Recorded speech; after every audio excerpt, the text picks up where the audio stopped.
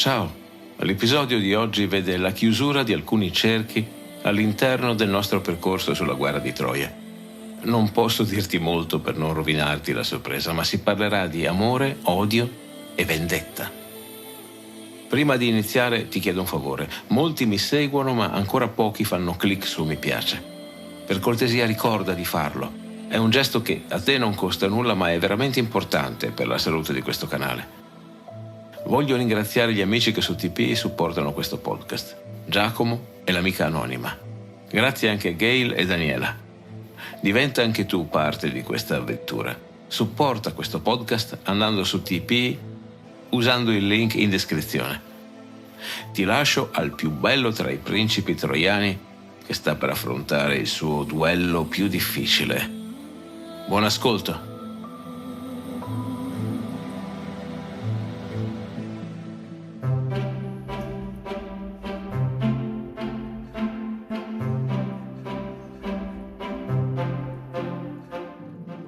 Questo che stai ascoltando è Mitologia, le meravigliose storie del mondo antico. Sono Alessandro Gelain, insegnante di filosofia, psicologia e scienze umane. Se vorrai stare in mia compagnia, ti offrirò le storie più interessanti della mitologia greca e romana. Il mito ha ancora molto da insegnarci e talvolta, come uno specchio, è capace di mostrare meglio a noi stessi quello che siamo. Puntata numero 186. Paride, ultimo atto.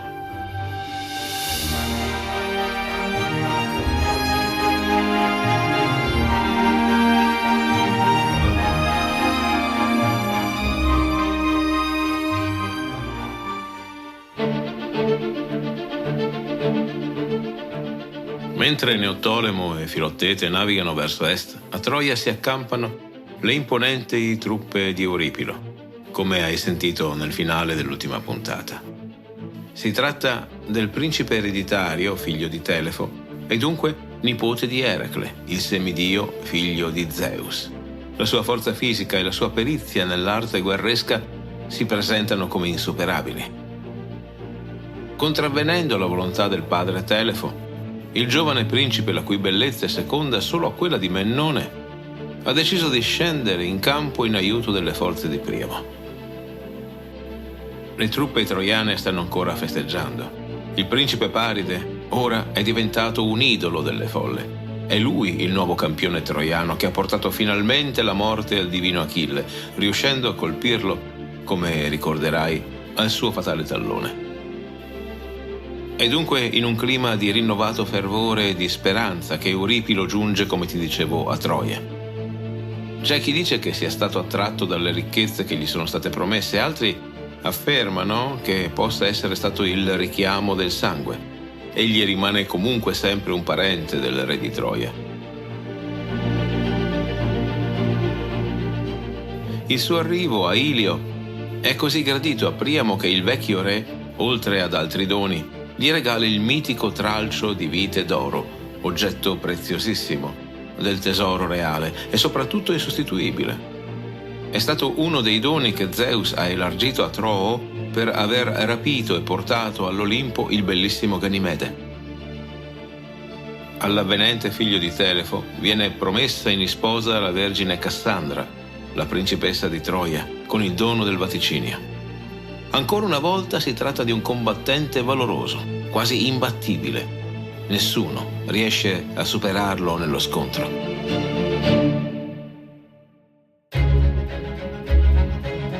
Neottolemo e Filottete giungono alle sponde di Troia. Il giovane, veloce, si reca sulla tomba del padre e rimane lì, immerso nei suoi pensieri. Poi, all'improvviso, alza lo sguardo e inizia a parlare sottovoce con il vuoto.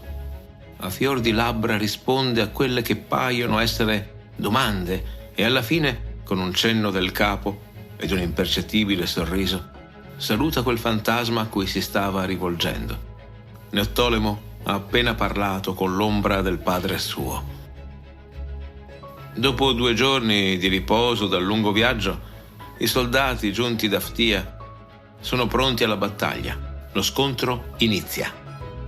Il figlio di Achille giunge sul campo che Euripilo ha già strappato la vita a diversi eroi e comandanti e sta decimando i semplici soldati che inutilmente lo affrontano o cercano di fuggire. Nessuno scampa alla sua furia. Secondo una versione, Euripilo uccide tra gli altri Macaone, il maggiore dei due medici figli di Asclepio al seguito di Agamennone. Nella nostra linea narrativa, invece, Macaone è defunto già da un bel po'. Neottolemo lancia il carro verso il suo nemico, solleva l'asta, calibra il tiro e con un forte getto lascia volare il suo strumento di morte. Euripilo è sbalzato dal carro, trafitto da quella fatale lancia. Confermo i tuoi sospetti. Si tratta della lancia di Achille, intagliata da Chirone, pesantissima e incredibilmente bilanciata. È la stessa asta che anni prima ha ferito e poi sanato Telefo, il luminoso figlio di Eracle. Curiose e quasi poetiche queste coincidenze, non trovi? Neottolemo, saltando dal suo carro, atterra sul corpo di Euripilo e lo uccide, trafiggendolo con la sua spada.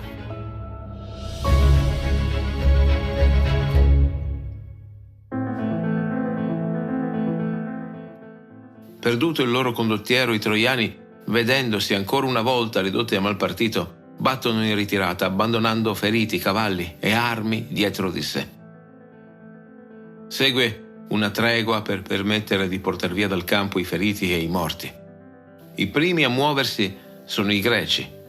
Viene caricato su un carro il corpo senza vita di Euripilo per essere trasportato nell'accampamento acheo. In memoria dei buoni rapporti che intercorrono tra la flotta greca e Telefo, per volere dell'intera assemblea Euripilo viene cremato.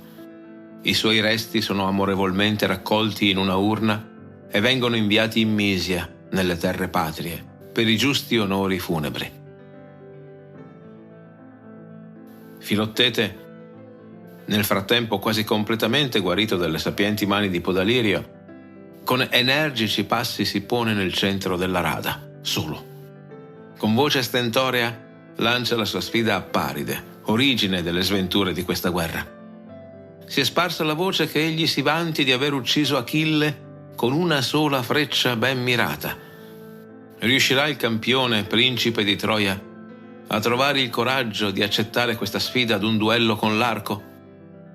Come certo ricorderai, Filottete è un abilissimo arciere. La sua perizia supera quella dei migliori tra gli Achei ed egli è di gran lunga più preciso nel tiro dello stesso Odisseo.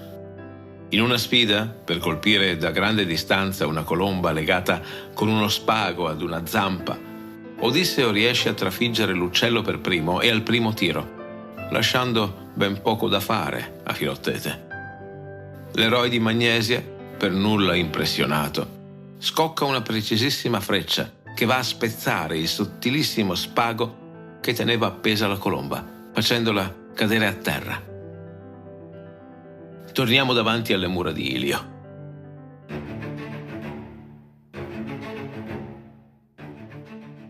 La risposta non si fa attendere, ed ecco che Paride esce dalle forti mura di Priamo, arco e freccia alla mano, e risponde all'insolente sfida accettandola sorridendo.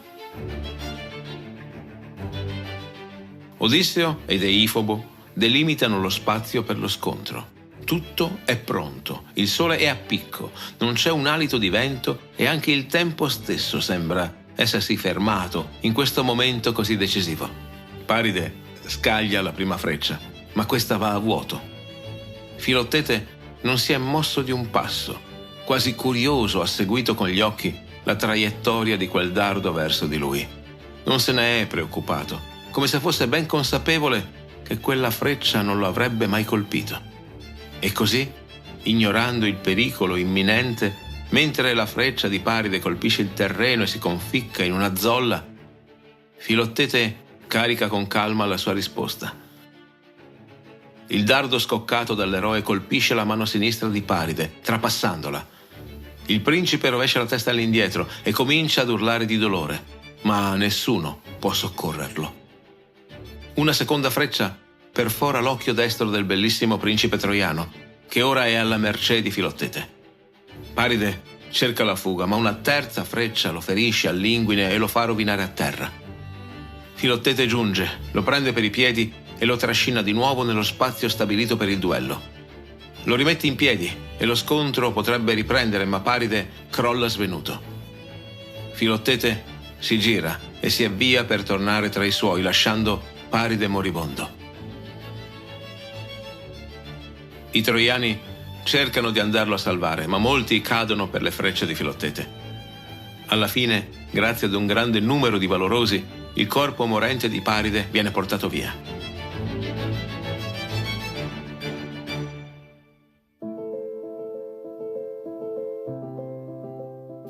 Filottete non ha più nulla da dimostrare. Ha ferito più volte il principe troiano e una di quelle 3 frecce, quella che gli ha trafitto la mano, era una di quelle speciali.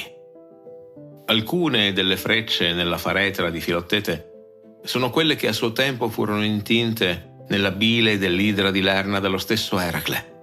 Queste frecce sono velenose in maniera formidabile. Non si conosce nessuno nell'antichità che sia in grado di trovare un antidoto al veleno di questi dardi. Tranne forse la ninfa Enone, allieva di Apollo, massima esperta dei farmaci che si possono estrarre dalle piante, dagli organi degli animali e dalle rocce sbriciolate. Enone, come forse ricordi, è la prima moglie di Paride. È la moglie che lui ha abbandonato nel momento in cui è andato a Sparta per prendersi il suo premio, l'amore della donna più bella del mondo. Con Enone, Paride ha avuto anche un figlio, Corito, morto in tragiche circostanze. Esiste un episodio dedicato a questa storia, il numero 131, proprio all'inizio della nostra avventura troiana. Tornando ad oggi, Paride si fa trasportare fino ai bordi del bosco dove egli sa che vive la dolce ninfa. Con lei, in gioventù, da sconosciuto pastorello, ha vissuto travolgenti momenti d'amore.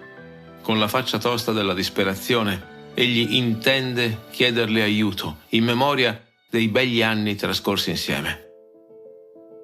In più, c'è una promessa che Enone, innamorata di lui anche se abbandonata per Elena, a suo tempo gli ha fatto. Se fosse tornato da lei, ella lo avrebbe curato da ogni ferita e da ogni avvelenamento.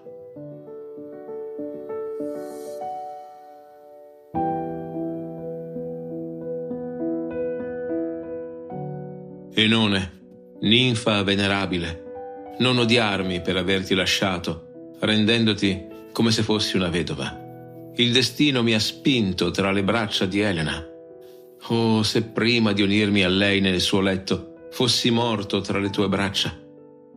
Allontana da te la dolorosa pena, in nome del tuo letto nuziale. Cura le mie ferite, respingendo la morte dal mio corpo che è ancora fiorente di vigore.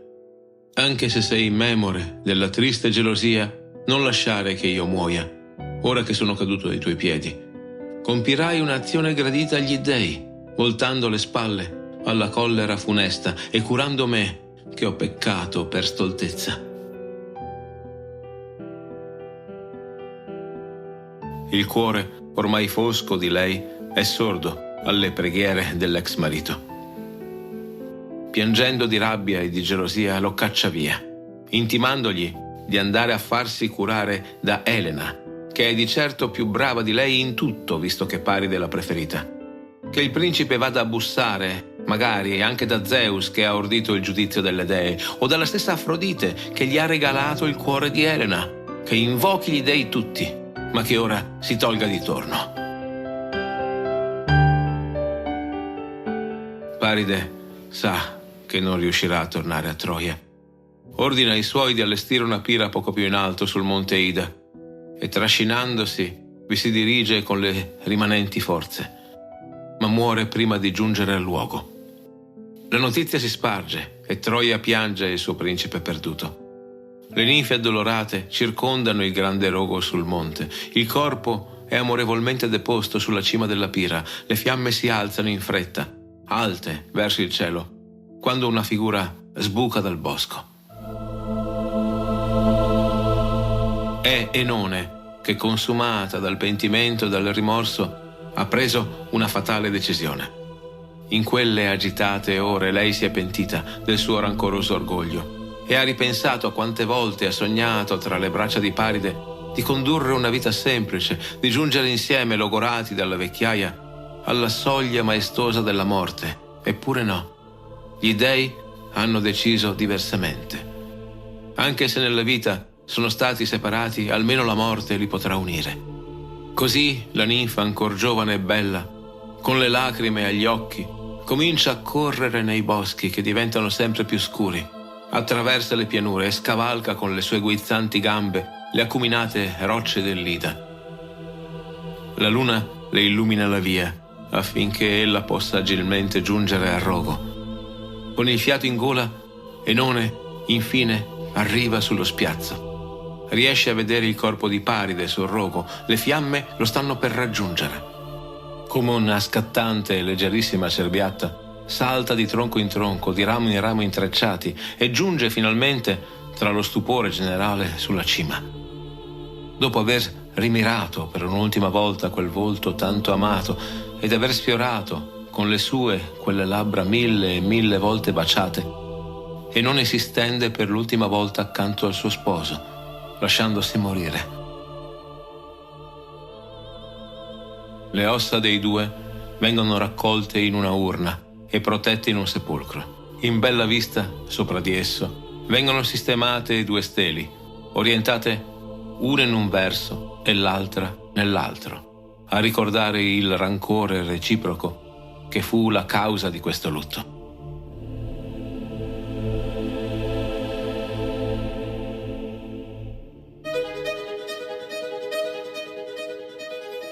Tutti piangono per Paride. Ecuba ed Elena sono straziate da questa perdita. Elena, in più, teme per il proprio destino, ora che l'odio che tutti i troiani provano verso di lei non troverà alcun ostacolo. Ora ella è sola.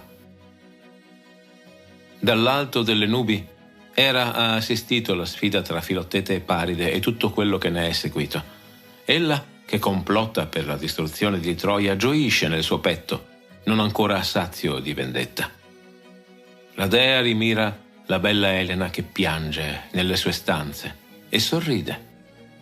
Ha già deciso quale sarà la sua prossima mossa: trovare un nuovo marito ad Elena di Sparta, in un matrimonio che non potrà che accelerare la fine della città di Priamo.